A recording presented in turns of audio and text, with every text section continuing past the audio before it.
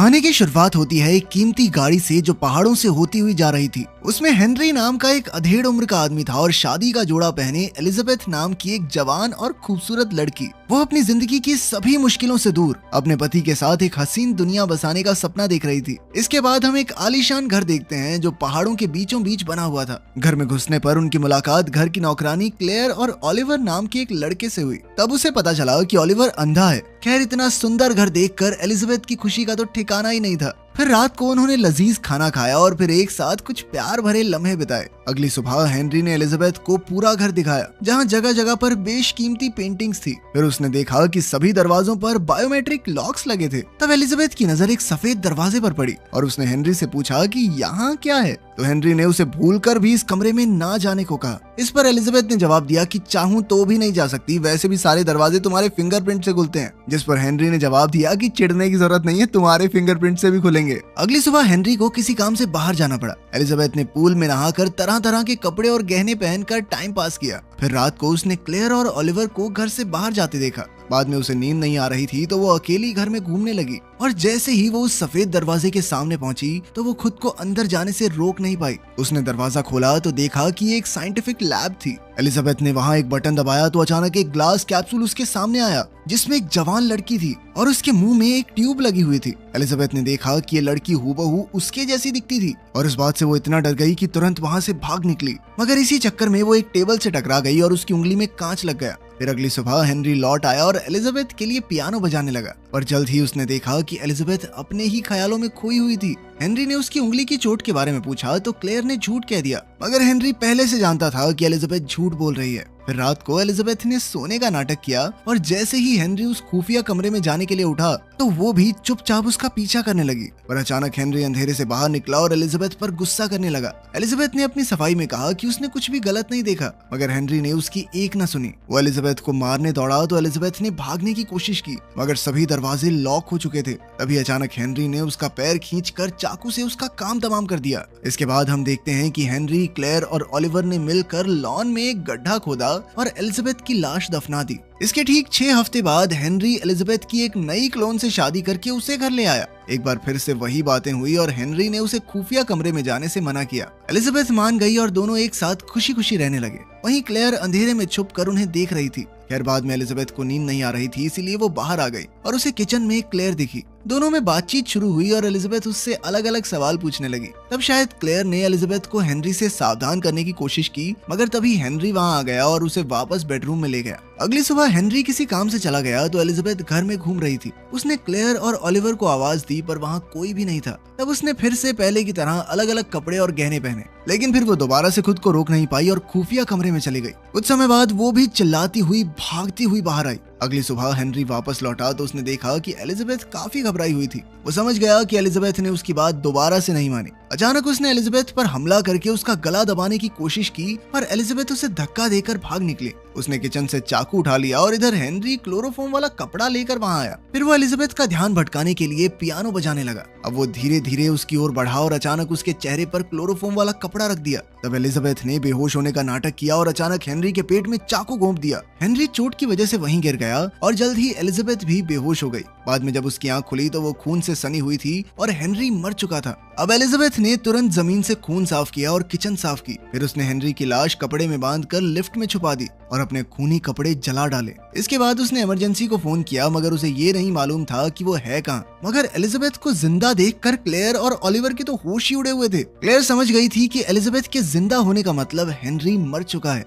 तभी अचानक उसे किचन में हार्ट अटैक आ गया। उसने तुरंत एम्बुलेंस को फोन किया और एम्बुलेंस उसे हॉस्पिटल ले गई। अब एलिजाबेथ भी घर से भागने की फिराक में थी, मगर ओलिवर ने उसे रोककर कहा कि वो जानता है हेनरी मर चुका है। एलिजाबेथ ने घबराते हुए कहा कि ये मैंने जानबूझकर नहीं किया, सिर्फ अपनी जान बचाने के लिए मारना पड़ा मुझे। जिस पर ओलिवर ने कहा कि वो भी हेनरी को पसंद नहीं करता था, इसीलिए वो लाश ठिकाने लगाने में उसकी मदद करेगा। फिर एलिजाबेथ ने उससे पूछा कि मैं कौन हूँ। तब ओलिवर ने बताया कि हेनरी ने अपनी पत्नी एलिजाबेथ के 6 क्लोन्स बनाए थे और वो एलिजाबेथ नंबर 5 है। ये सुनकर एलिजाबेथ के होश उड़ गए और उसे कुछ भी समझ नहीं आ रहा था। ओलिवर ने उसे सारे पैसे लेकर यहाँ से दूर भाग जाने को कहा। फिर एलिजाबेथ अपने कमरे में सामान बांध रही थी तो ओलिवर क्लेयर की डायरी लेकर वहाँ आया। उसने एलिजाबेथ से डायरी पढ़ने को कहा और फिर बातों बातों में बाहर का दरवाजा बंद करके चला गया। एलिजाबेथ को कुछ समझ नहीं आ रहा था और वो बार बार दरवाजा खोलने को कहने लगी, पर ओलिवर ने उसकी एक ना सुनी। तब एलिजाबेथ उदास होकर क्लेयर की डायरी पढ़ने लगी। उसे पता चला कि क्लेयर एक बेहतरीन जेनेटिक्स साइंटिस्ट थी और हेनरी ने क्लेयर को अपने साथ काम करने के लिए बुलाया था। मगर जब उसे पता चला कि उसे क्या करना होगा तो उसका खून सूख गया। हेनरी ने उसे बताया कि उसकी पत्नी एलिजाबेथ ओलिवर को जन्म देते समय एक जानलेवा बीमारी के चलते मर गई थी। इससे हेनरी को इतना गहरा सदमा लगा कि उसने एलिजाबेथ के जीन्स निकालकर उसके 6 क्लोन्स बना दिए। मगर बदकिस्मती से उन सब में भी उसी बीमारी के सेल्स पनप रहे थे।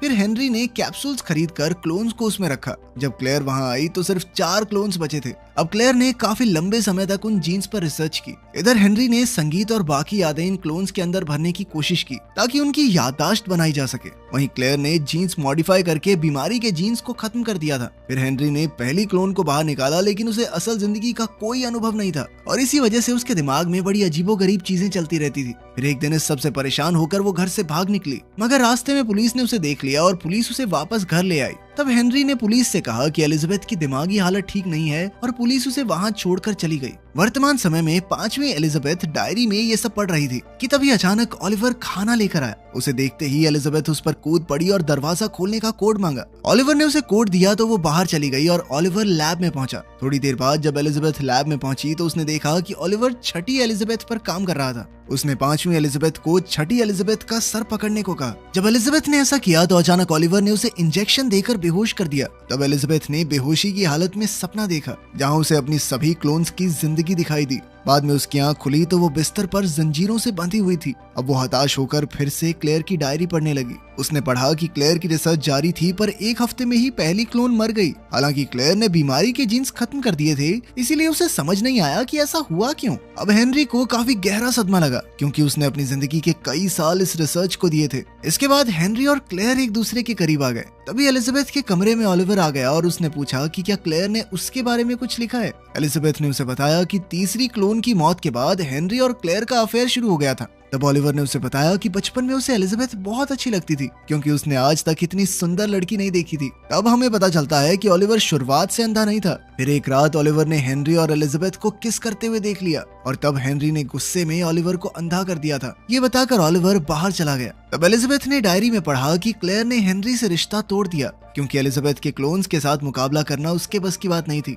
बाद में क्लेयर ने रिकॉर्ड्स की जांच की तो उसे पता चला कि असली एलिजाबेथ ने किसी बच्चे को जन्म दिया ही नहीं था। तब ये खुलासा होता है कि ओलिवर हेनरी का बेटा नहीं था बल्कि वो तो हेनरी का ही जवानी वाला क्लोन था। फिर अगली सुबह असलियत में 5वीं एलिजाबेथ की आंख खुली तो ओलिवर ने उसकी गर्दन पर कैंची रखकर पूछा कि क्लेयर ने डायरी में उसके बारे में क्या लिखा। एलिजाबेथ ने कहा कि क्लेयर के मुताबिक तुम हेनरी के क्लोन हो, मगर ये सच नहीं था क्योंकि हेनरी ने क्लेयर को बर्थ सर्टिफिकेट दिखाया था। इसका मतलब ये हुआ कि ओलिवर हेनरी का क्लोन नहीं है, वो उसका क्लोन है, वो उसका क्लोन नहीं है। ये क्या चल रहा है इस मूवी में। खैर फिर एलिजाबेथ ने ओलिवर से पूछा कि क्या वो उससे प्यार करता है। फिर उसने ओलिवर को रिझाते हुए अपने करीब बुलाया। ओलिवर भी खुद को रोक ना सका और एलिजाबेथ के करीब आ गया, मगर तभी एलिजाबेथ ने उसे जमीन पर गिराकर उसकी गर्दन पर कैंची रख दी। उसने ओलिवर से जंजीर की चाबी और दरवाजे का कोड पूछा, मगर तभी अचानक छठी एलिजाबेथ हाथ में बंदूक लिए वहां पहुंची। ओलिवर ने नई एलिजाबेथ से कहा कि 5वीं एलिजाबेथ नकली है और हमें इसे खत्म करना होगा, लेकिन 5वीं एलिजाबेथ ने कहा कि ये सच नहीं है। उन दोनों को यहाँ पर जबरदस्ती कैद करके रखा गया है, लेकिन छठी एलिजाबेथ गोली चलाने को तैयार थी।